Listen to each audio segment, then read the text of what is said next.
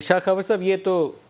Regime change والے بیانیے کے اوپر تو ہم اور پروگراموں میں بات کریں گے، لیکن یہ الیکشن کمیشن والی ڈیولپمنٹ جو ہے یہ بڑی انٹرسٹنگ ڈیولپمنٹ ہے۔ ایک طرف اسلام آباد ہائی کورٹ کے سامنے توہین عدالت ہے اور اب الیکشن کمیشن کے سامنے بھی توہین عدالت آئی ہے۔ کیا یہاں توہین عدالت کا معاملہ سنگین ہے اتنا ہی جتنا کسی ہائی کورٹ یا سپریم کورٹ کے سامنے ہوتا ہے، یا اس کی کیا پوزیشن ہے؟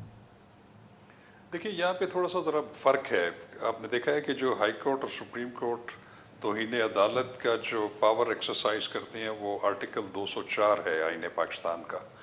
جو ان کو امپاور کرتا ہے کہ وہ کسی کے خلاف بھی جو ہے اگر وہ کنٹیمپٹ کرے تو اس کو آپ توہین عدالت کی کارروائی کر سکتے ہیں، لیکن مروجہ قانون اور اپنے سپریم کورٹ اور ہائی کورٹ رولز کے مطابق۔ اب اس کے بعد جو قانون جو ہے جو کہ اس وقت اپلیکیبل ہے وہ کنٹیمپٹ آف کورٹ آرڈیننس ہے 2003، جس کی آپ کو پتہ ہے کہ جس کے تحت کوگنیزنس لی ہوئی ہے اسلام آباد ہائی کورٹ کے ایک 5 رکنی بینچ نے عمران خان صاحب کے خلاف۔ اب جو الیکشن کمیشن کے پاس پاور ہے یہ کوئی آئینی پاور نہیں ہے جس طرح کہ ہائی کورٹ اور سپریم کورٹ کے پاس ہے، یہ ان کو تفویض کی گئی ہے یہ پاور۔ وہ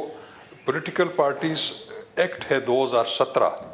اس میں باقاعدہ یہ لکھا ہوا ہے کہ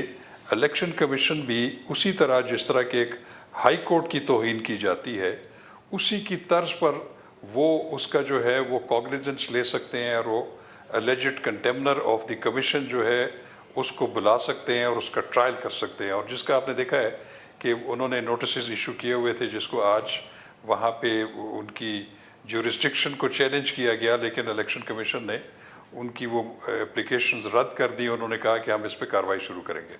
تو یہ بھی خطرناک بالکل ہو سکتا ہے، کیونکہ جب کسی کو بھی اگر توہین عدالت میں سزا ہو جائے تو وہ پھر سزا یافتہ جو ہے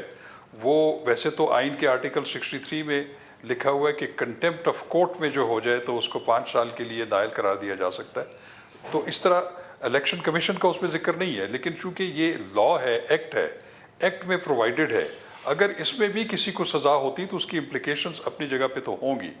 کیونکہ وہ پھر کوئی بھی سزا یافتہ سر یہ بڑا انٹرسٹنگ ہے، یہ تو بڑا ٹیڑھا معاملہ ہے کہ اگر یہ پولیٹیکل پارٹیز آرڈر 2017 میں کورڈ ہے تو یہاں پہ بھی کنٹیمپٹ کی امپلیکیشن ویسے ہی ہوگی جیسے اسلام آباد ہائی کورٹ سے اگر کنٹیمپٹ پہ 30 سیکنڈ کی سزا ہو جاتی ہے ٹل دی رائزنگ آف دی کورٹ، تو امپلیکیشن اس کی بھی ویسی ہوگی۔ کسی بھی ہائی کورٹ کی ہے جی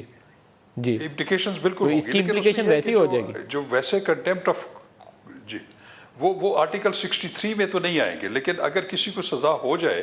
تو اس کو یہ کہا جا سکتا ہے کہ وہ آرٹیکل 63 میں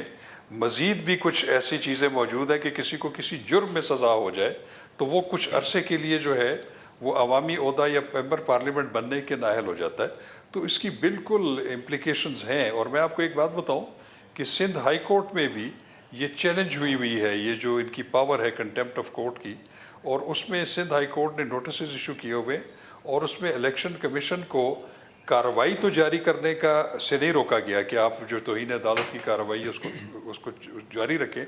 لیکن جب تک ہمارے پاس یہ پینڈنگ ہے جس میں یہ چیلنج ہوا ہے آپ کی یہ پروویژن، اس وقت تک پھر جب آپ فائنل آرڈر پاس نہیں کر سکتے۔ تو اس لیے اس وقت جو الیکشن کمیشن کارروائی کر رہی ہے وہ سندھ ہائی کورٹ کراچی کی جو انہوں نے جورسڈکشن ایکسرسائز کی ہے اس کے تحت کنٹینیو کر سکتے ہیں، لیکن فائنل آرڈر جو ہے وہ نہیں پاس کر سکتے۔